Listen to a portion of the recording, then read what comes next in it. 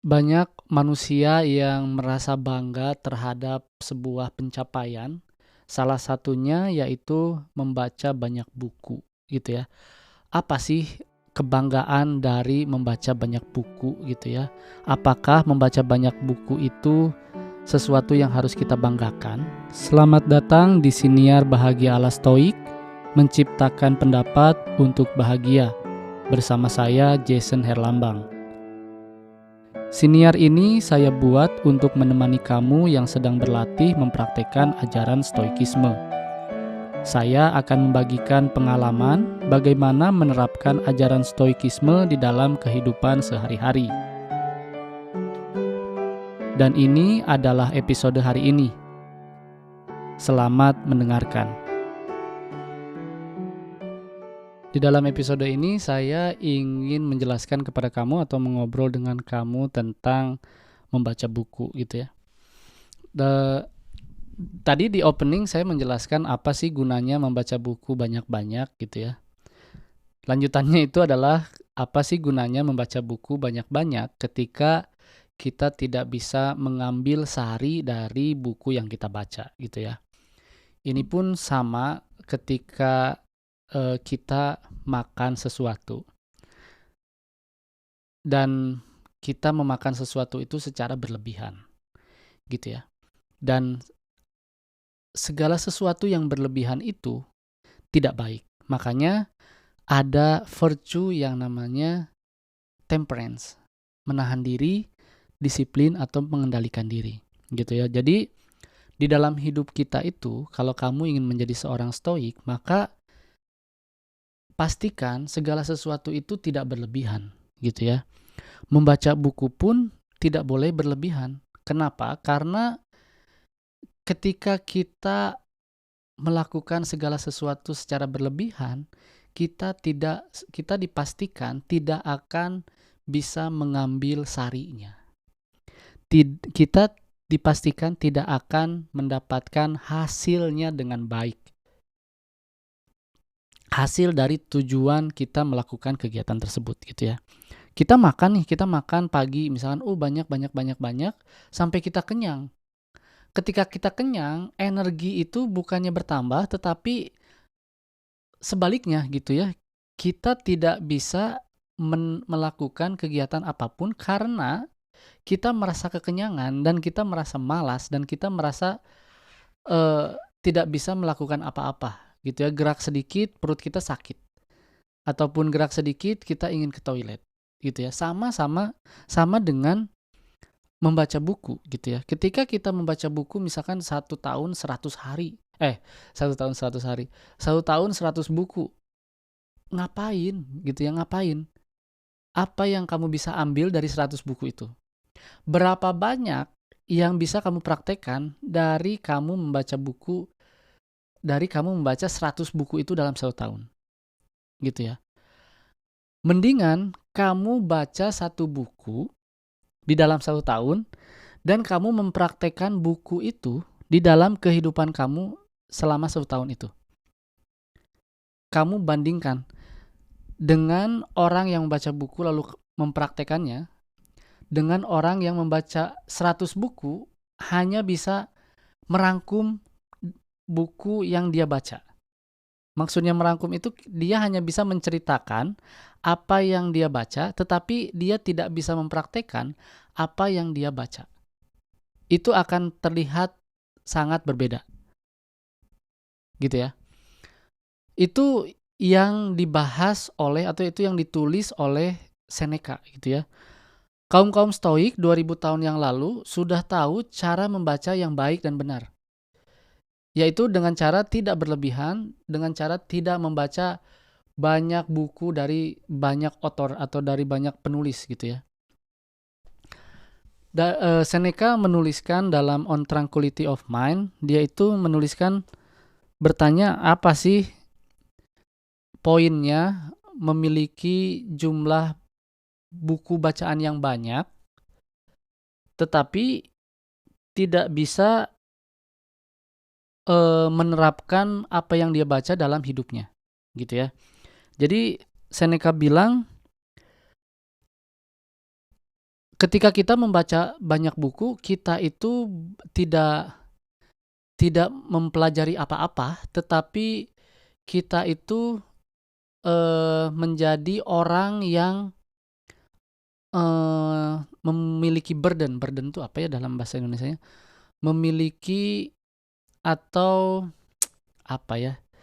Jadi kita itu terperangkap di dalam ambisi kita untuk membaca banyak buku gitu ya. Jadi ketika kita membaca buku banyak, kata Seneca, kita itu tidak belajar, tetapi kita itu terperangkap dalam ambisi diri kita sendiri untuk membaca banyak buku.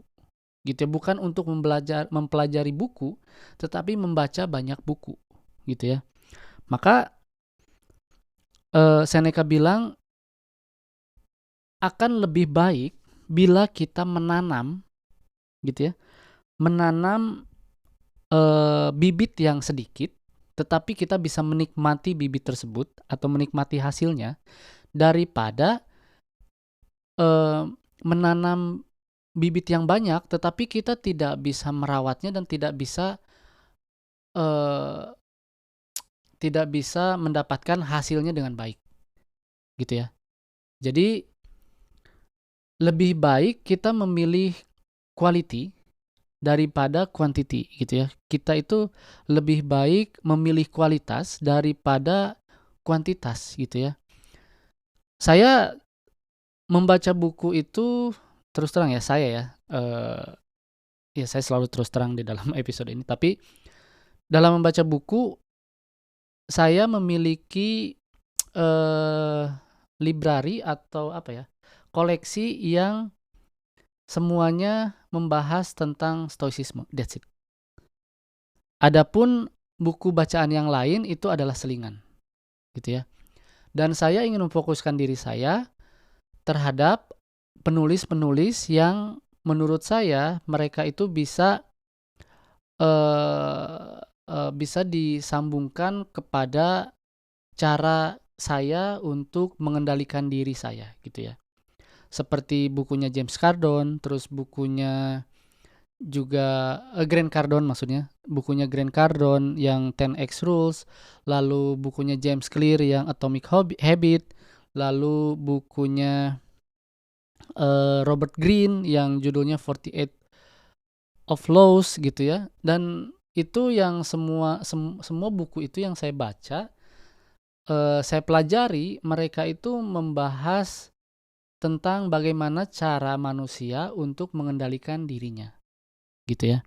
Dan apa yang saya lakukan di tahun ini itu adalah terpengaruh oleh pembahasan yang ditulis oleh Grant Cardone di dalam bukunya 10X Rules. Dia itu membahas bahwa manusia itu ketika memiliki mimpi harus dikalikan 10 kali dari mimpi kita yang kita miliki sekarang ini, gitu ya. Lah, untuk mencapai mimpi itu, kita itu kan butuh effort. Maka effortnya itu harus dikalikan 10 kali lipat dari effort kita sekarang ini. Agar apa? Agar kita bisa mendapatkan tujuan yang kita inginkan, gitu ya. Nah, di tahun ini saya memiliki banyak sekali, saya mencoba gitu ya, mencoba untuk mengkalikan 10 kali lipat goal saya di tahun ini. Dan saya mencoba untuk melakukan effortnya 10 kali lipat pula di tahun ini, gitu ya. Dan sisanya saya membaca buku yang itu lagi gitu ya, Seneca, Marcus Aurelius, Musonius Rufus, Ryan Holiday, lalu The Happiness, the Morality of Happiness, gitu ya. Ya pokoknya buku-buku yang menurut saya harus saya pahami dan harus saya mengerti sebelum saya membaca buku yang lain-lain, gitu ya. Jadi jangan malu ketika kamu membaca buku 1 atau 2 di tahun ini. Kalau kamu pikir kamu perlu untuk mengulang bacaan kamu atau mengulang buku yang sudah kamu baca, yang sudah selesai kamu baca, ya silahkan, gitu ya. Dan saya pastikan ketika kamu membaca atau mengulang membaca buku yang sudah kamu habiskan, kamu akan memiliki pemahaman yang lebih mendalam ketika kamu membaca buku kedua kalinya gitu ya. Karena kondisi kamu akan berbeda pada saat kamu membaca pertama kali dengan kamu membaca yang kedua kalinya gitu ya. Dan pemahaman kamu akan lebih mendalam lagi terhadap buku itu, dan kamu akan lebih mengerti lagi bagaimana cara menerapkan apa yang penulis itu tuliskan dalam bukunya ke dalam hidup kamu gitu ya. Jadi ketika kamu ingin menjadi seorang stoik gitu ya, nggak usah malu terhadap buku yang sedikit kamu baca di tahun ini. Tidak perlu gitu ya. Yang penting apakah buku tersebut mengajarkan kamu sesuatu dan kamu bisa mempraktekannya, dan prakteknya itu bisa mengubah hidup kamu. Itu adalah hal yang paling penting, kata Seneca. Yang penting kamu bisa mengambil sarinya atau mengambil hasil dari bacaan kamu itu gitu ya. Maka sekali lagi, tidak usah berbangga hati atau tidak usah berkecil hati bahkan ketika kamu membaca buku yang sedikit gitu ya. Dan kamu tidak usah bangga terhadap buku yang kamu baca dengan jumlah banyak gitu ya. Yang harus kamu banggakan adalah apakah kamu bisa mempraktekkan dan mencerna buku tersebut dengan baik dan bisa mengubah hidup kamu dengan lebih baik gitu ya. Terima kasih telah mendengarkan episode kali ini dan sampai jumpa di episode berikutnya. Terima kasih telah mendengarkan episode hari ini. Jangan lupa ikuti Siniar Bahagia ala Stoik di Spotify dan nyalakan loncengnya agar tidak ketinggalan setiap episode yang saya buat. Saya juga membuka keanggotaan dengan cukup membayar $3 Amerika atau sekitar Rp45.000 setiap bulan. Dan kamu bisa mendengarkan episode Memaknai Hidup Bahagia ala Stoik yang berisi cerita saya selama seminggu dari jurnal pribadi saya. Jangan lupa juga untuk ikuti dan berlangganan @Bahagia ala Stoik di semua kanal media sosial, TikTok, Instagram, dan YouTube. Sekali lagi, saya ucapkan terima kasih. Sampai jumpa di episode berikutnya.